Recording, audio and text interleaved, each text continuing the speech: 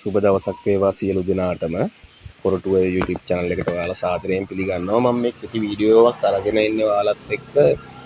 මම මිරිස් තවන් කිරීම සම්බන්ධයෙන් අරගෙන ආපු වීඩියෝ එකට කමෙන්ට් වශයෙන් දුරකථනයෙන් මට අමතලා ගොඩක් අය අහුවා එයාලගේ තවාන හරියට නඩත්තු කරගන්න බෑ. කොහොමද තවාන නඩත්තු කරන්න කියලා අපිට වීඩියෝ එකක් අරන් එන්න කියලා. ඉතින් මිරිස් මාළු මිරිස් නයි මිරිස් වම්බටු ඒ වගේ ඕනම තවානක් නඩත්තු කරද්දී කෘමි රෝග වලින් තොරව අපි මේ තවාන නඩත්තු කරගන්න නම් මම මිරිස් වගාව සම්බන්ධයෙන් ගත්තොත්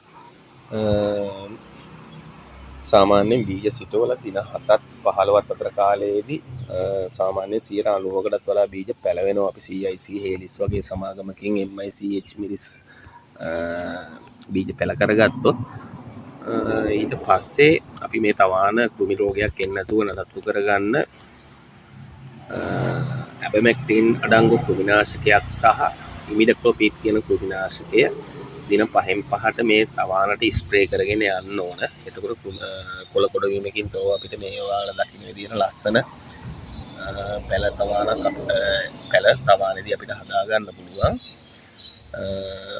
මුලින්ම ඔයාලට කිව්වොත් පැල වුණාට පස්සේ අනිවාර්යෙන් කැප්ටානෝ තිරාම් වගේ දෙයක් ස්ප්‍රේ කරන්න මේ තැටිවල තියෙන පස් මාධ්‍යයට වදින විදිහට.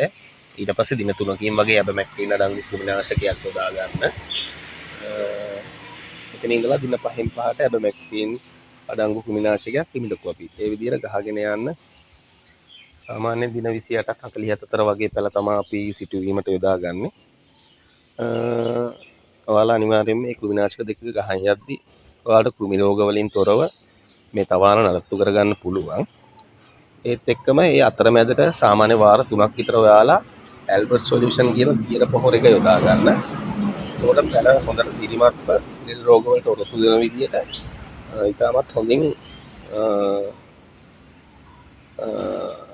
හොඳින් පැල ශක්තිමත් වෙනවා. ඒ ටික තමයි ඇත්තටම මට දැනට කියන්න තියෙන්නේ. ඔයාලට තව ප්‍රශ්නයක් තියෙනවා නම් මේ වීඩියෝ එකේ අතින් කමෙන්ට් එකක් දාන්න මම ඒකට උත්තර දෙන්නම්. එහෙනම් අපි ඊළඟ වීඩියෝ එකකින් නැවත හම්බෙමු. බොහොම ස්තුතියි.